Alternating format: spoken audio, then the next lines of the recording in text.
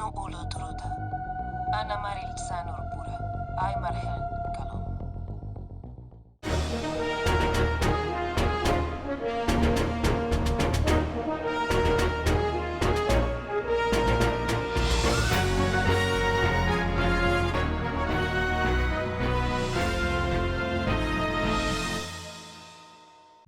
What's up, y'all? Esprit here, and today we are looking at the final game for Maytroid this year, the most recent and my third favorite game in the Metroid franchise.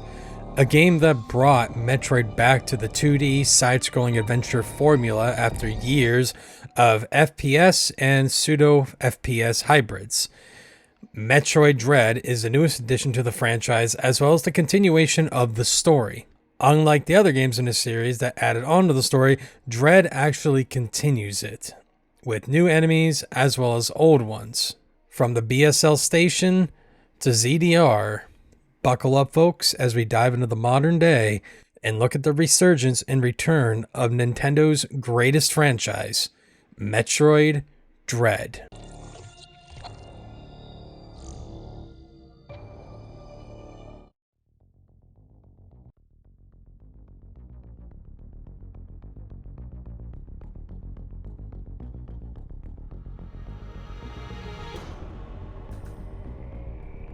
Dread, much like Fusion and Super Metroid, it starts off going down memory lane telling everyone the events of the past Metroid games, as well as refreshing everyone who hasn't touched a Metroid game since that god-awful shit show that was Federation Force, with the events that unfolded in all the prior games. When memory lane is done, the game will also provide you with what's going on in the game, which goes as followed.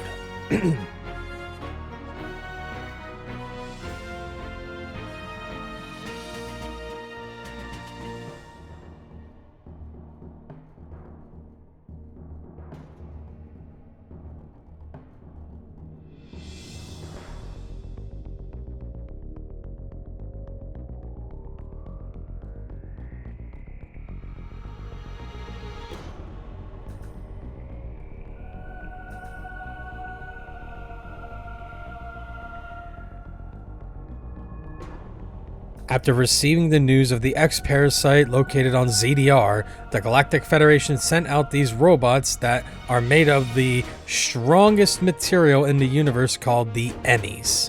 Emmys capture and collect the DNA of those in their grasp. Whatever happens afterwards... Anyway, after that explanation of the Emmys, we come to find out that they have lost contact with the Federation. And they have sent Samus to see what's up with the disappearance of their Emmys.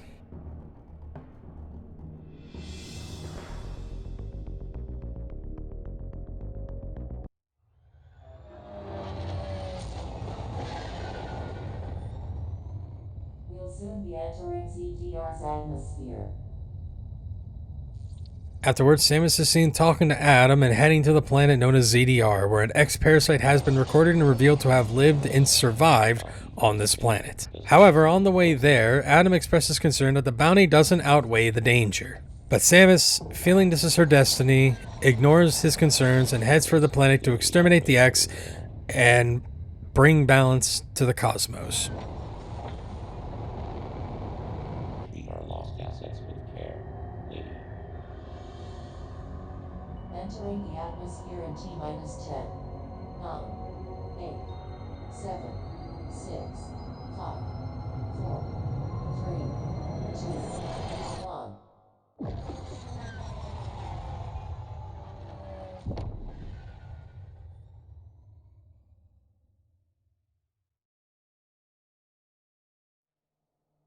With that out of the way, the game begins with Samus waking up on the floor, seemingly not able to remember what happened, as well as completely devoid of her suit powers. Again.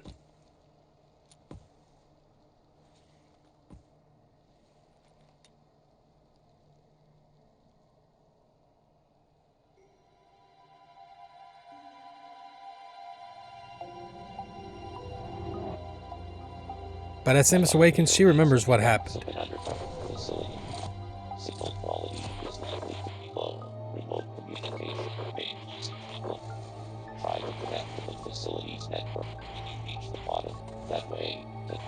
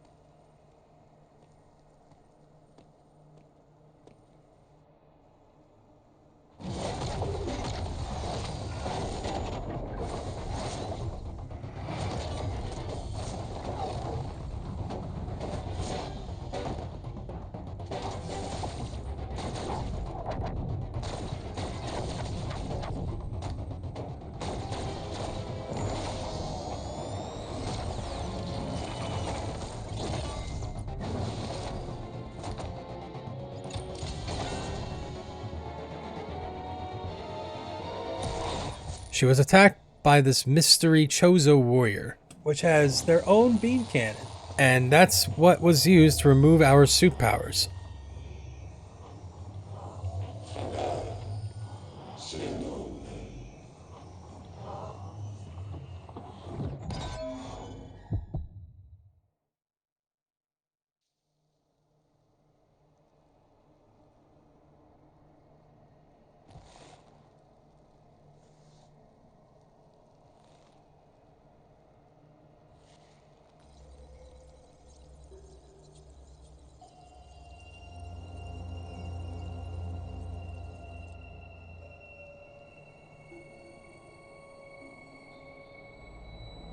But now taking time to reflect on what happened, Samus sets off to begin her mission.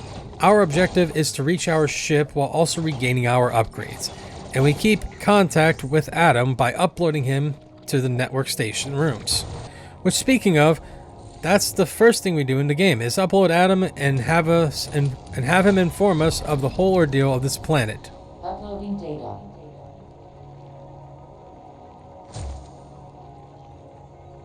So, you've accessed the network station.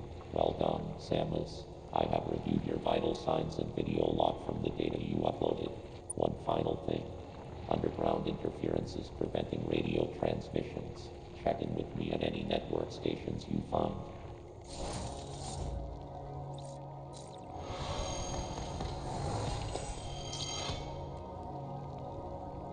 After we get briefed, the game will show us some tips on how to properly navigate throughout the planet, as well as provide us how to do the counter function. As we progress further, we will encounter our first Emmy bot, which has seen better days, but it will show us how we can counter the Emmys and what is needed to fully take out said Emmys. Alright, what the fuck? What is up with this series in brains? Why is the main enemy in the first and third game is a fucking brain? Prime 3's final enemy is a giant brain, and we are dealing with giant brains here. Why the brains? Anyway, rant aside, we absorb this mysterious power from the brain, and it provides us with the Omega Cannon, which is needed to break the doorway out of here, which when we do leave this room, we can use this cannon to put the final nail in the coffin for our broken friend here.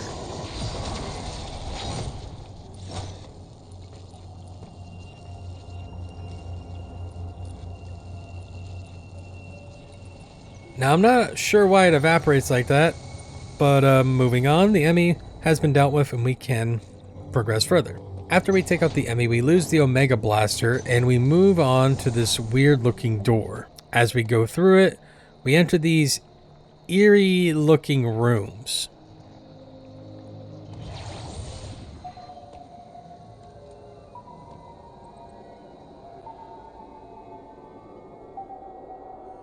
As we progress, we will run into yet another Emmy, and Samus shows us that our standard armaments are ineffective against them.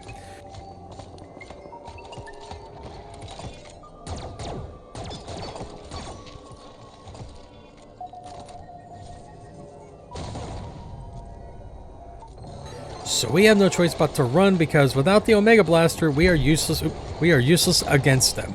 But once we get away from the Emmy bot, we will reach another network station and reconvene with Adam. Uploading data. During the briefing, Adam explains to us that it's probable that the Emmys have been hacked and are to be considered hostile. He also explains that they have echolocation like a bat, so they have supersonic hearing and can hear you from a mile away. And if you are seen by the Emmy, they will seal the doors, preventing you from escaping.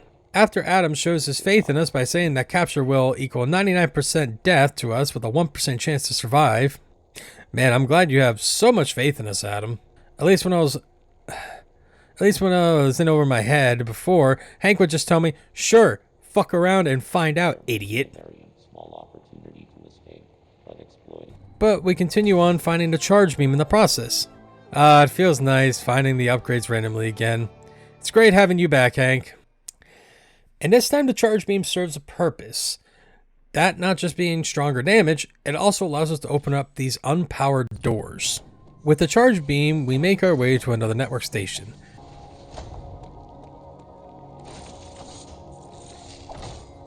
Uploading data. Adam informs us that the person who attacked Samus wasn't in the Federation's database, but that it's more than likely a Chozo warrior. A high elite one at that. Adam theorizes that the X-Parasite footage was doctored and used to lure Samus to ZDR to claim her Metroid DNA. Adam tells us that we need to continue reaching our ship while also finding that unique energy again to eliminate the remaining 6? 6. Yeah, 6. Okay. 6 Emmys. As we are moving forward, we enter the Emmy zone, and while moving forward, we run into...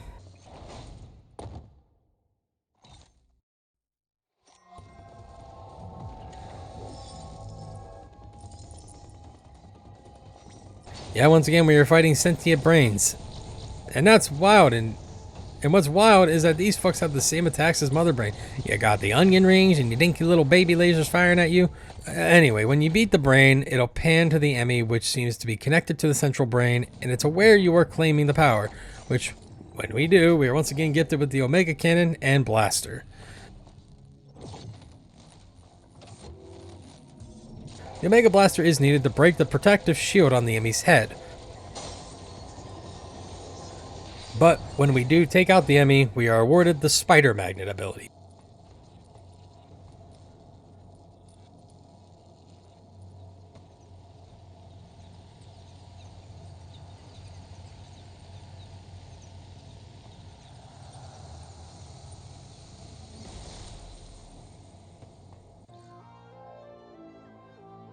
Which allows us to grab onto these blue panels here and climb onto them.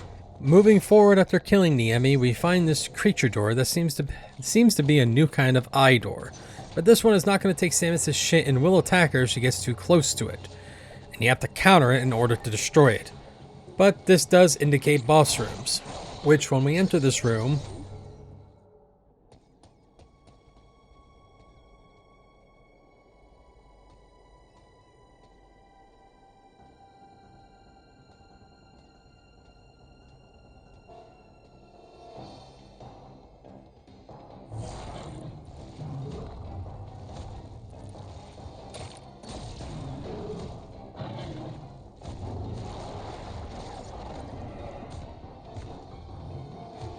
and this is technically the first boss of the game.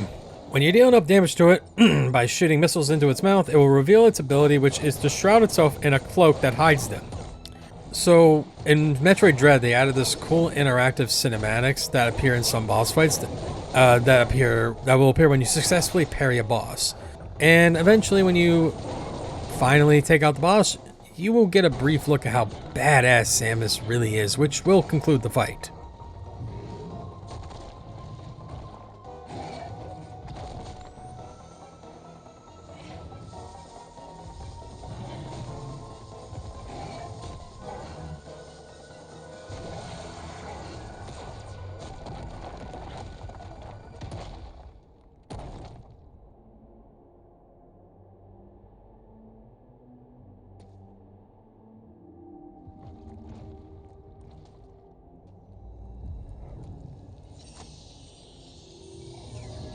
And with that, we are given the Phantom Cloak. And with the Phantom Cloak in hand, we are able to advance further. Moving forward, we reach the elevator, taking us to the next zone, Cataris.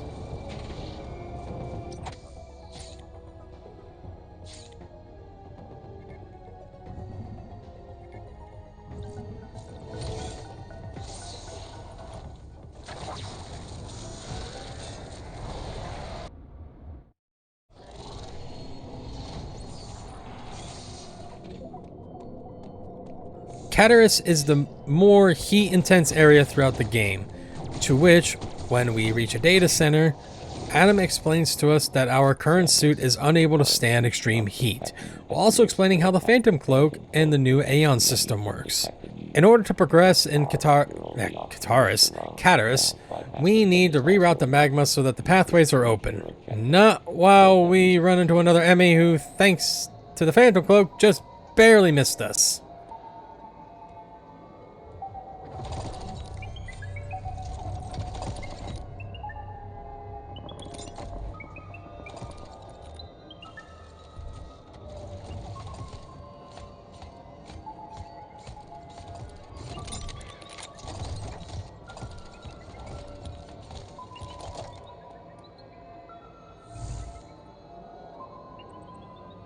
Eventually, we will reach navigation.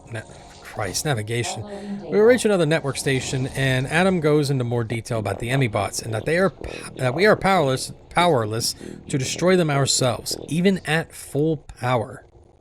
All right, Adam. At least Hank has faith in me.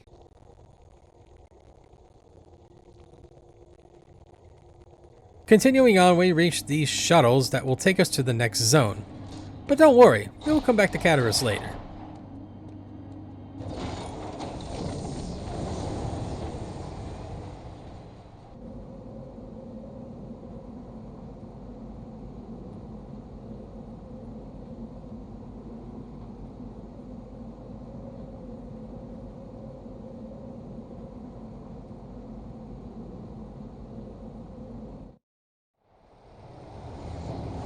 Welcome to Dairon, a more machine-like zone that for some reason or another we are tasked with turning the power on, so that we can advance further in the game.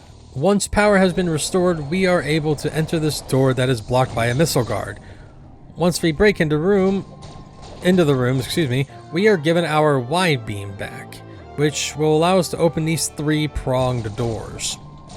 On our way back to Catarus, we run into another Emi that is charging at us at supersonic speeds. I wonder what might be making him do that. That's crazy. But we make our way back to Catarus because with the wide beam in hand, it's time to stick it to that Emi there.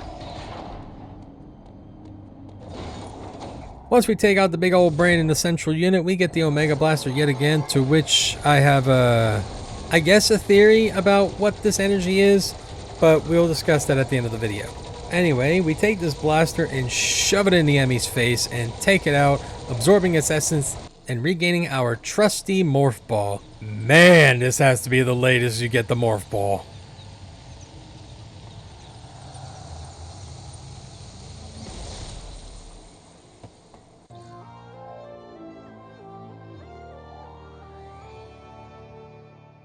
Upon taking the teleporter, we end up back in Arteria.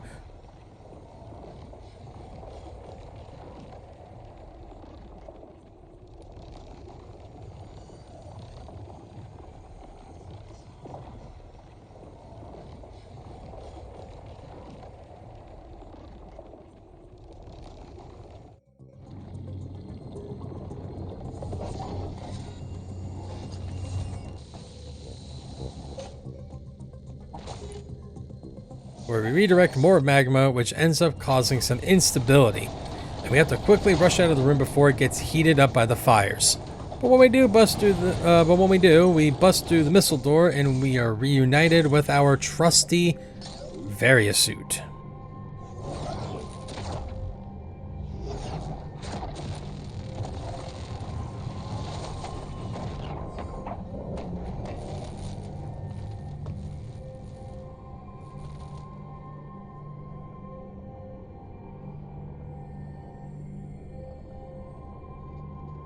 With the Variasuit, we continue venturing on until we encounter an old friend. Someone who we thought was dead.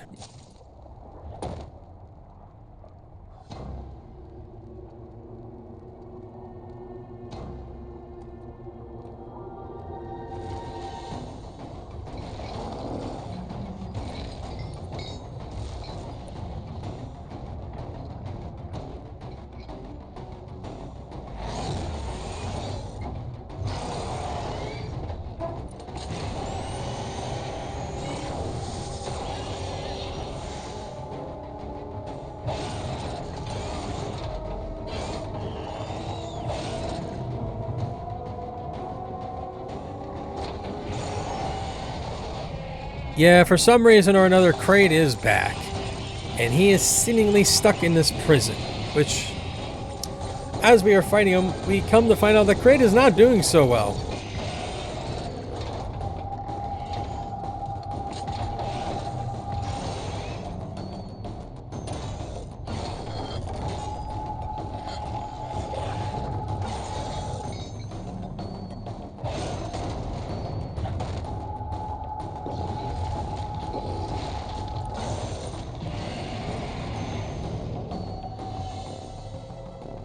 He got a little wound on his chest hole, and it looks to be infected.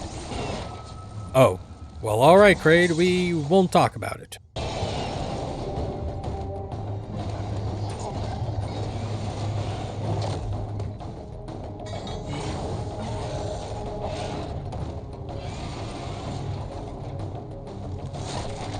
But we beat the shit out of Kraid, and he gets the Crocomire treatment by getting melted into the lava he was confined in.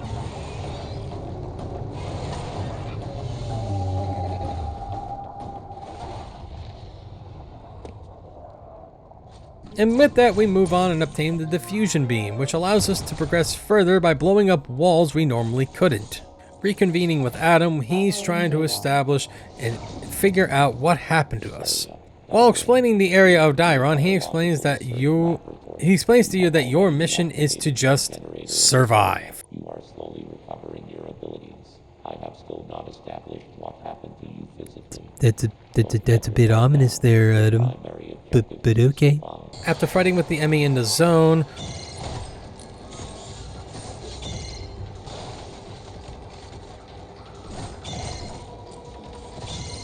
we will enter this section that has no power yet again.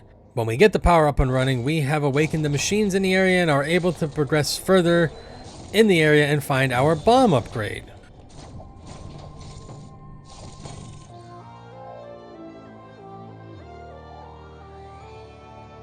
Which allows us to use these tubes to advance further on the planet, like giving us access to the shuttle leading to the next area, Burinia. Burinia appears to be on par to Sector 4 from Metroid Fusion, with submerged sections and water sections out the ass.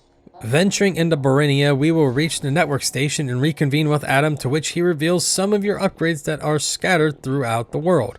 By Hank, I'm assuming. I'm assuming Hank did this. Thank you, Hank, I missed this. One of them being the return of the grapple beam. Adam states that our objective is to find one of these upgrades as soon as possible to maneuver better in Burinia. While exploring Burinia, we find another Aeon upgrade, the Flash Shift, which allows us to, well, flash to another area instantly. Think of it like the instant transmission from Dragon Ball Z.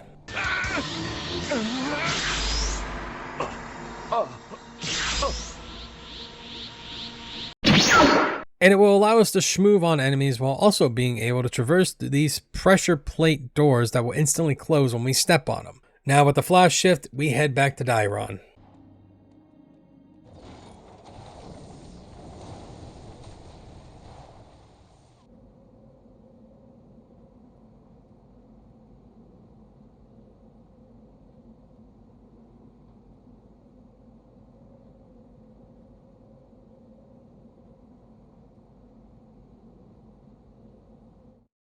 Returning to Dairon, we are heading to the central unit of this Emmy. When we take it out and the Emmy with it, we are once again given the speed booster. And with the speed booster in hand, it's back to Arteria.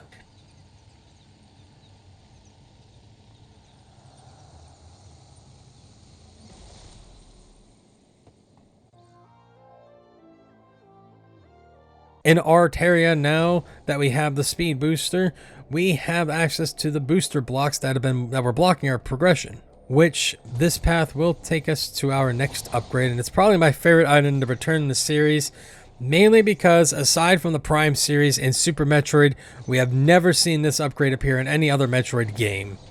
The grapple beam.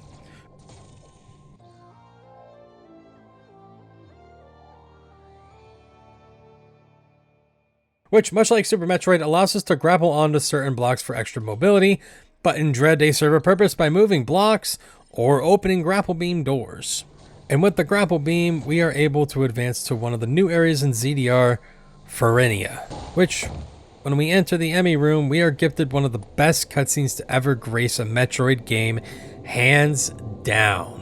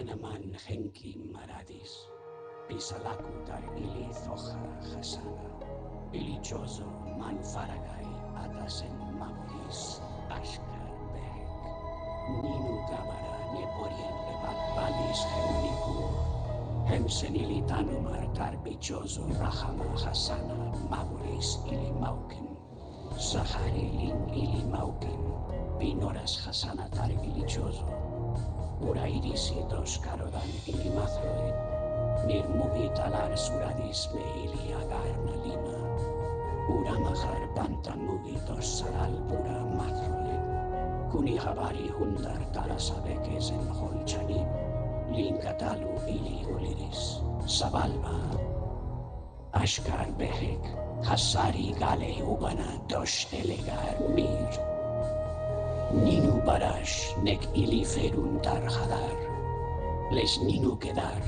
Ili Mathroid Mugi, Tanam Tar Bi Hadar Bunta, Eiris dos Eka Ili Gimel, Ashkar Behek Gabori dos Balan Ili Mathroid dos Ili Tarin Nalima Hemsatar, Humbin Bi Kalki Sakra, dos Horek Bura, Ninu Mejirin Ili Zoha Hasana, Bimura Gabara Ili Sahali, dos Uran Ili Mathroid, Kalmir Tostek, Ananakoden Mugi Akalai, Ashkar Behek Hem Ili Maukin, Hasana Hasari Anabalta dos Humahar Sarian, Ili Tarin Alima, Les Nudakan dos Geren Humahar Korgangal Turuta Mathroid, Sabalba, Talaris Le Shak Sirugali Nevak, Hem Mugi Lamai dos Goro Humahar Yoris Me Kohana,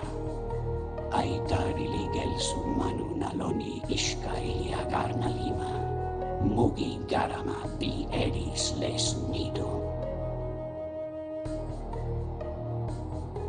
Ili Tarin Nalima Megori Le Shakutanka, Omtar Humahar Gelsu Mugi Barilin Ili Eris, Arek Ebores Ashkar Behek Elemeirisi dos Karodan Hum, Ninu Aros Hakame Ninu Mahar Meheni dos Tumema Ninu Mahar Yoris, Ishili Mathroid Meili Agarna Lima, Habari Bama Mugi Sarali Lina Tamahar Toshek, Nutili Mathroid Esborodo, Ili Yoristar Ashkar Behek, Dora Habar Bados Les Maradan, Has Bados Les Maradan, Ashka Urugal Ata,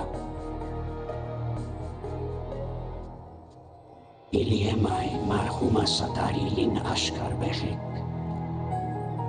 Tamus Arlan, Feje Hadoran, Ninu Habar Kumane Humdos, Devolen Ili Mathroidim Ishkanulisa Tamaharisbi.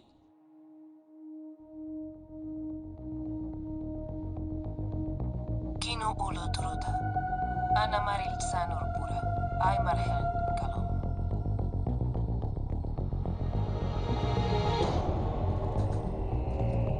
Ata Estor Daboris Urahama, Ana Habar Kisari Ilisaka.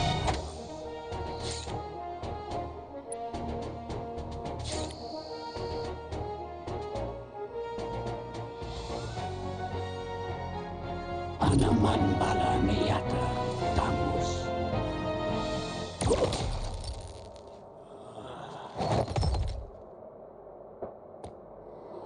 Yep, we finally get to actually speak to a Chozo, person, and afterwards he just fucking dies.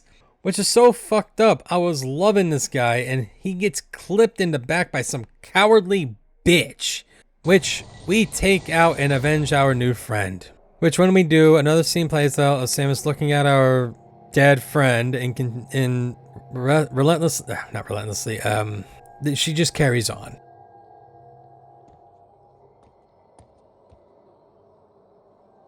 After our trip to Ferenia, it's time to head back to Dairon to get briefed by Adam, to which he explains what our new friend, whom I will dub George Quiet Robe, has told us, which Adam instructs us to go to Berenia to take the path that George opened for us.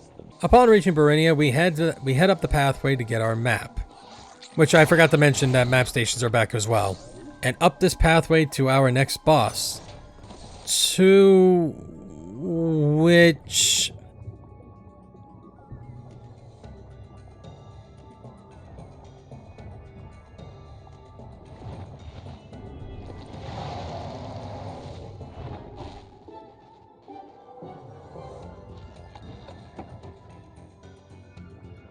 What the fuck is it? Is it a squid?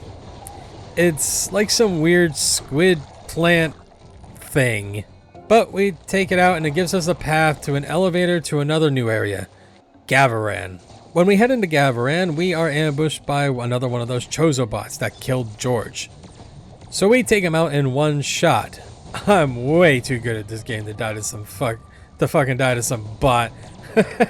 That'd be crazy. Anyway, moving past him, we will enter the Emmy zone and just see him hanging out in the background here. Hey, buddy. How you doing over there? Doing good? Good. But we will eventually reach a network station and and brief with Adam again, to which he tells us we are a wee little baby bitch and are no match for Ravenbeak, who is the main antagonist of the game, while also pondering why he spared you in the first encounter when he could have easily destroyed us. But moving past that insult, we continue and we find our super missile upgrade once again. And that will allow us to open these green doors, which allows us to head to this new area called Elune. Entering Elune, we are instantly in a cutscene where we are entering this facility and being scanned for something.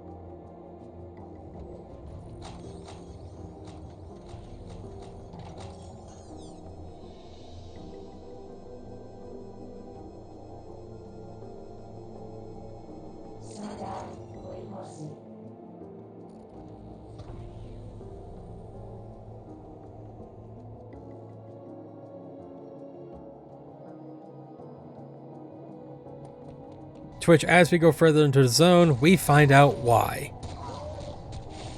Yeah, the X-Parasite has returned and is running rampant in Elune. And much like how they were in Fusion, they act the same here in Dread. You kill their host and are able to absorb them for energy and armaments. Continuing on in Elune, we will find our favorite beam of all time, the sexy Plasma Beam. Now, with us obtaining the Plasma Beam, you might think we are done here in Elune. Oh, no, sir. We have another boss fight. Which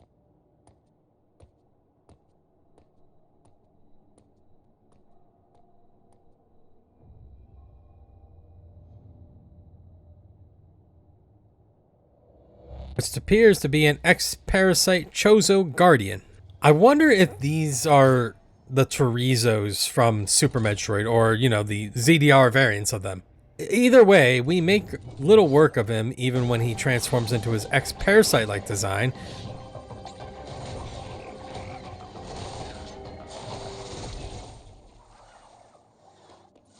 And after that, we are leaving only to find out that the X-Parasites have been released to the entire planet.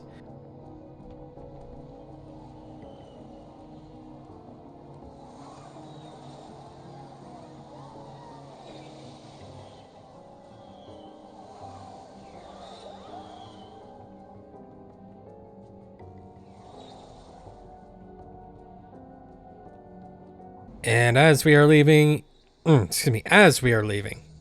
even infecting our new Chozo buddy, George.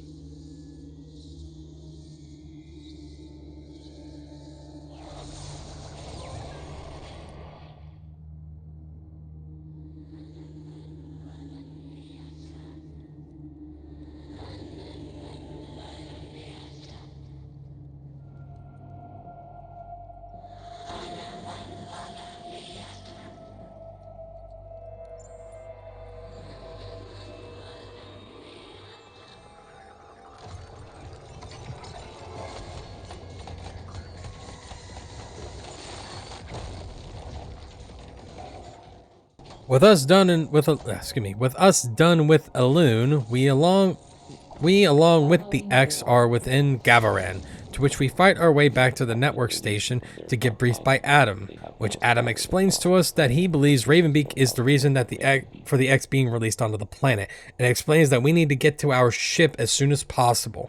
Moving on, getting harassed by the Emmy, we will reach our new upgrade that's new to the game series, the Spin Boost ability, which gives you a double jump essentially. As we continue, we will run into another Chorizo, and let's be honest, we take it out with little to no issue.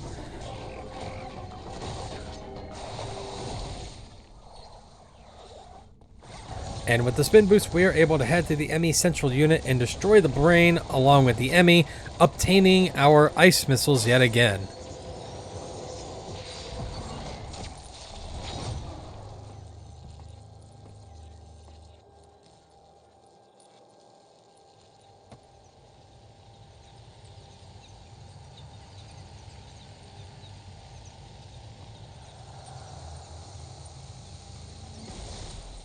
Now, before we leave Gavaran, there's one more upgrade we can grab here before we head out. It's another Aeon ability that is known as the Pulse Radar, which is a screen-wide X-ray scope from Super Metroid, revealing breakable blocks within the area. And with the Pulse Sonar, we head out of Gavaran and back to Ferenia. Upon coming back to Ferenia, we brief with Adam, to which he tells us that this place is most likely a Makin. I'm pretty sure that's how it's pronounced, Makin. A Makin sanctuary for rituals and ceremonies. And that is completely destroyed and have been turned into a hive for the X and houses a powerful X that we need to take out. Adam also informs us that the Emmy of this area has been reactivated and thinks Ravenbeak did it. George X, you're in the clear, brother. Get out of here while you can. Moving through Ferenia, we have quite the scuffle with the Emmy of the zone. And after finally losing his ass, we run into a boss store and find that powerful X, to which plays just like the boss X's from Fusion. Blast missile into,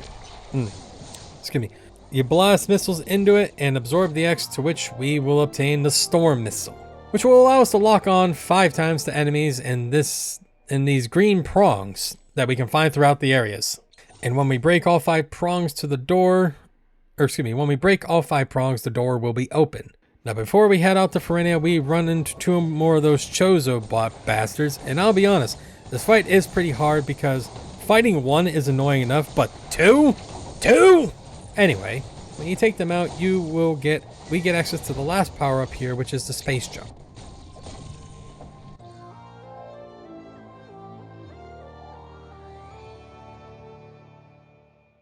Heading back to Gavaran and taking a teleporter to Barinia, we are en route to our next upgrade, which is in the fully submerged part of Barinia.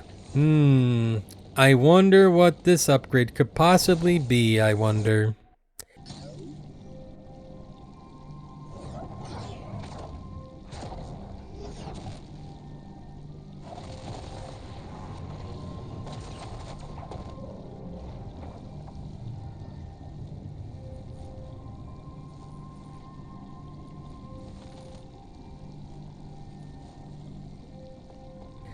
Yeah, the upgrade we were after here was the gravity suit. So we are able to move freely throughout the whole planet now. Reconvening with Adam, he informs us that the temperature of ZDR is starting to fall. And while we are able to survive the climate, we need to find the source and fix this. And with that, we head back to Arteria.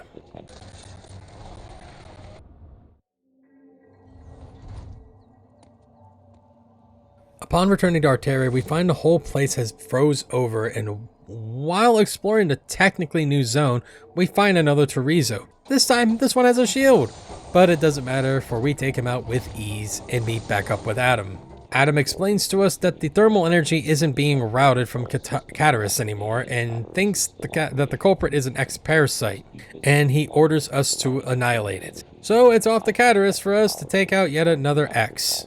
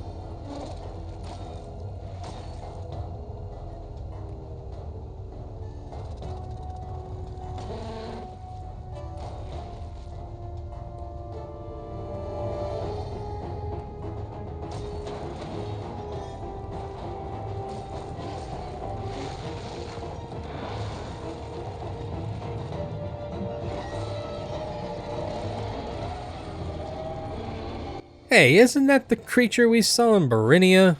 Yeah, it would appear that the X has taken this creature as its host and is now causing the planet to cool down. And I'll be honest, I'm sure this guy here has ended a lot of dread runs because his attacks are very hard to handle. But you get really cool interactive cutscenes with this fight as well.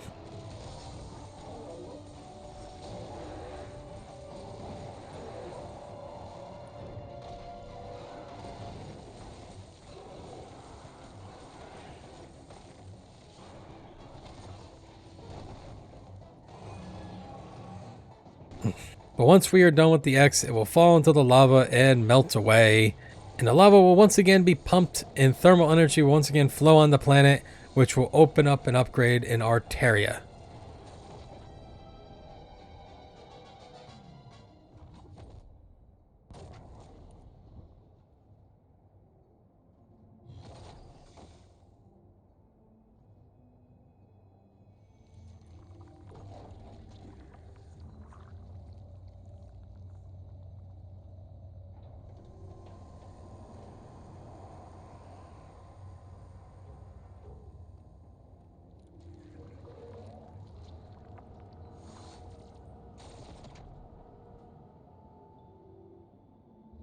So it's back to Arteria we go.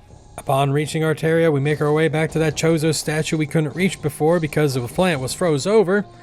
And when we do, we obtain our trusty, handy-dandy screw attack, which will allow us to venture further, which allows us to head further, which, by the way, we are heading back to Barinia. When we reach Barinia, we get briefed by Adam, who starts stroking our ego, saying, "Well done for stopping the cooling," but tells us that despite having most of our upgrades, that we are still no match for Ravenbeak. We are still a little bitch. After dealing with 2 more Chozo bots, we are done with Barinia and head back to Gavaran via a teleporter. Once we start moving back into Gavaran, we run into the next boss, which is this crab thing, but X-hosted. Powerful X. Alright, how many times are you going to transform? Anyway, this boss is fairly easy to deal with, and you make little work of him and the X-Parasite and obtain a newly added cross bomb, which is a slight upgrade to the bombs, which it works like pre-power bombs pretty much. It fires bombs in a cross formation, breaking everything in its path and propelling you in the direction that you are at in the cross. And with the cross bomb in hand, we make our way to a new area, Hanubia. In Hanubia, we get briefed by Adam telling us we finally made it to the surface. And Adam informs us that despite the plan to destroy the planet, the real threat is not the X, but Ravenbeak, and we need to take care of him. To which Adam tells us to come back later, for he will track where Ravenbeak is. So we decide to take a detour back to Farinia. We have a certain Emmy to take care of there. Heading back to Farinia, we head straight for that central station and absolutely demolish the Emmy and the brain and the Emmy. I totally didn't have any trouble with him at all. Don't be silly. But when we do take it out, we are given our wave beam back.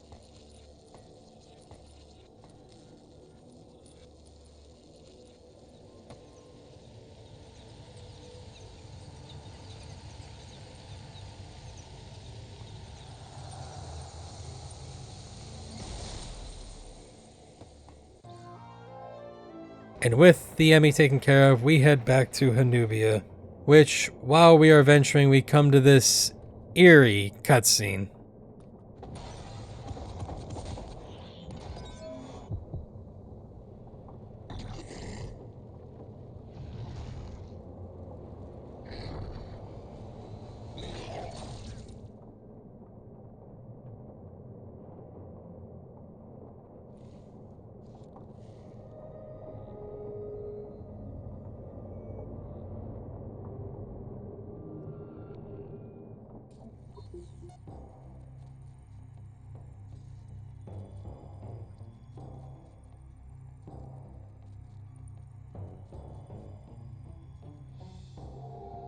Yeah, something's happening to Samus, but we aren't sure what.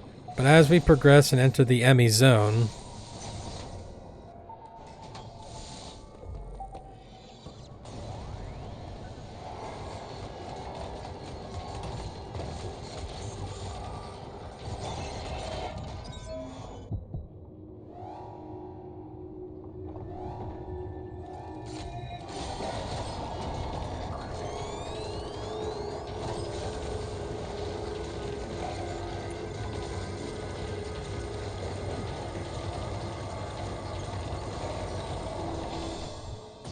Oh, okay. So it appears that Samus has obtained an ability from her Metroid DNA. The ability to siphon energy.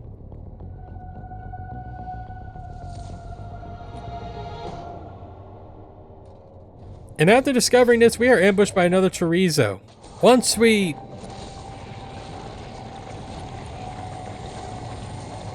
absorb the chorizo, we take the ability from the sucked Emmy and reobtain our power bombs.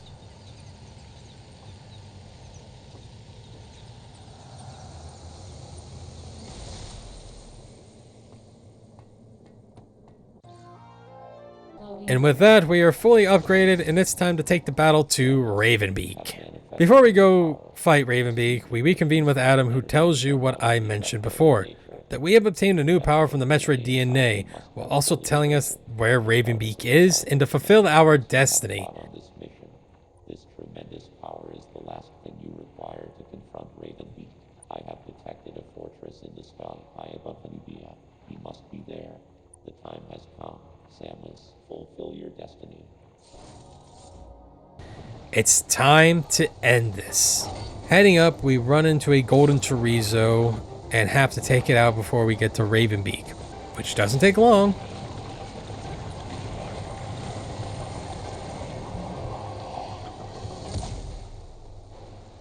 And finally, we get into the shuttle that will lead us to him. Welcome to Idarash, which is soon going to be the grave of Ravenbeak, the shithead.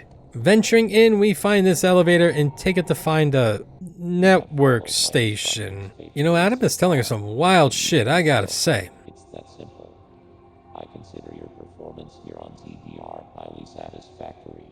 As I hoped, it has even awakened your Metroid powers. I was right to let you live during our first encounter. That one glimpse you showed told me everything. Submit and offer up your power. My plan is the only way to bring order to the galaxy. Fulfill your destiny, Samus. This is an order. Disobedience will not be tolerated. But eventually Samus will get fed up with this facade and destroy the projection and reveal Ravenbeak was saying all this while also dropping a huge bombshell in the biggest, I'd argue, in the Metroid franchise.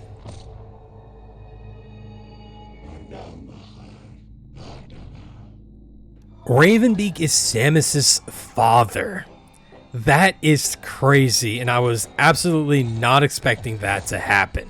With that bombshell out of the way, the battle against Ravenbeak begins, and I'll be honest. Ravenbeak? Hardest boss in any Metroid game, hands down. His attacks are so quick, and while easy to map, can be very hard to actually dodge or counter because he's also wearing a power suit that is built almost like Samus's. Eventually, you'll deal enough damage that you'll counter him, and after a while, you will do this a couple more times, dealing more damage after each attempt. Eventually, getting this cutscene.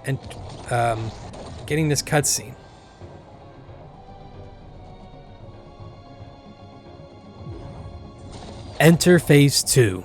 Ravenbeak is slowly getting stripped of his power, which I gotta be honest, is really fucking cool watching Samus break her dad's armor, showing she is the superior warrior in this fight. But after that cutscene, Ravenbeak, with his new wings, has a completely new moveset and he's even faster and starts using his blaster against you. But once you deal enough damage, you will get another cutscene where Samus destroys one of his wings. But Ravenbeak, trying to prove a point, I guess, rips his one wing off. Man, I gotta say, you had the perfect opportunity to do a Final Fantasy VII reference with a one-winged angel type design. But whatever. Enter Phase 3. Ravenbeak is getting desperate and he starts using the power of the fucking sun, as well as this giant-ass beam. To which, when you deal enough damage, you will get one more counter scene that will transition into this.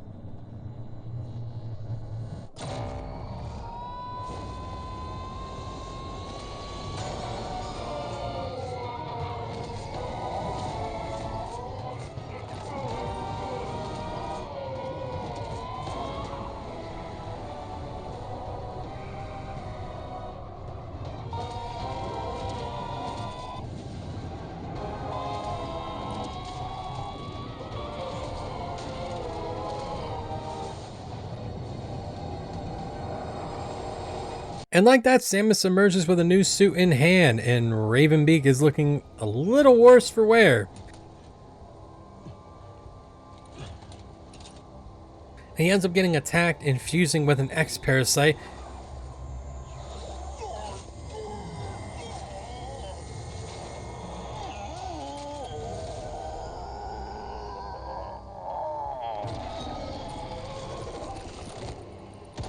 That seemed to have resided within Kraid as its initial host, and has claimed Ravenbeak, and this is the final encounter.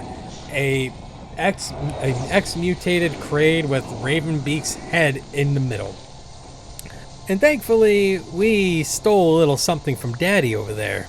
Yeah, we fire that same big-ass beam at him, utterly obliterating the X-host and then destroying the parasite in the process. And after that, we have the timer to get the fuck out of here. I love Metroid and its ending sequences. Anyway, the suit we have is known as the Metroid suit, which is the thing that allows us to siphon energy from things. And it's the result of her Metroid DNA spiraling out of control and massing into a new suit. Anything she touches will be drained of energy.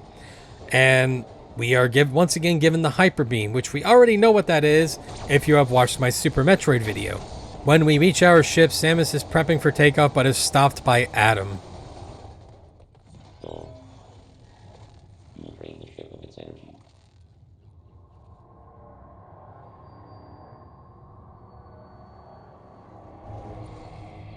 To which our ex-parasite friend George X appears in, seemingly still containing his memories and control of his autonomy.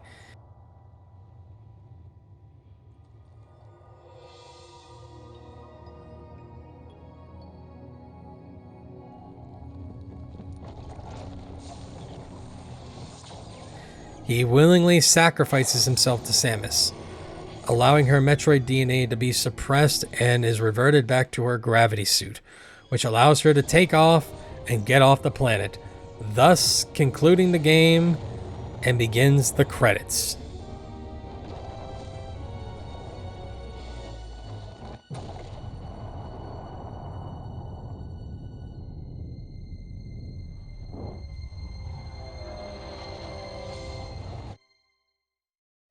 So, Metroid Dread. This was a breath of fresh air, and it's such a fantastic love letter to the fans who have been eagerly awaiting for A, the continuation of the story, but also B, the return of the game's roots, a 2D side-scrolling adventure game. This was the Metroid game I have been waiting for so many years. There's only two things that I'm waiting for now in terms of Metroid, and that is a remake that is the scale, like the size and scale of Metroid Dread for Super Metroid and Metroid Prime 4. If these games come out, Nintendo will have satisfied me as a Metroid fan, and I will be eagerly awaiting their next story continuation or addition to the story they feel like adding to the game. I just hope it's sooner rather than later. Metroid is my favorite franchise from Nintendo, and I want nothing more than for this franchise and story to flourish and thrive and to continue being Nintendo's greatest franchise to ever exist. But before we move on to the outro, I mentioned my theory, I guess, about the energy that we obtain from the data centers, or from the central units and the EMMIs. I believe that is Phazon. I believe that the energy that we consume is Phazon, and that resulted in us accelerating and spiraling the Metroid DNA out of control. Because look at how Metroid Prime was. I know we didn't do a video on that, I'll do it next Maytroid, but just think about it. Think about how Phazon really fucked with the Metroids. I would not be surprised if the energy that we were stealing from those brains was actually Phazon. And those were just the old Aurora units. Like in Prime 3. That's just my theory. A game theory. God, I hated that I did that. But why not? But yeah, I just wanted to throw that little bit of in there, because it really does make me wonder what that energy is. But let's move on. Thank you so much for watching. This will conclude Maytroid for this year. I hope you all enjoyed this little thing I did. I wanted to devote this entire month of May to Metroid because this series has not been getting the recognition and love it deserves. And I think that is a crime in itself. So I wanted to celebrate this franchise with a marathon of its history, story, characters, everything. Now I know I didn't get the chance to cover everything this year, but that's okay. That means I can do it again next year. And I'll get to try more games that I've never touched before, like the another Metroid 2 remake playthrough I uploaded. I've never played that game until this month, and it was fantastic. Probably better than Nintendo's official remake. But this outro has gone on long enough. Like the video if you liked it, dislike it if you disliked it. Check out my other Metroid videos. I should have a link to the playlist as well as a link to my playlist for the AM2R playthrough in the description. Comment your thoughts and don't forget to subscribe for more. But my name has been Esperit, and I will see you next video.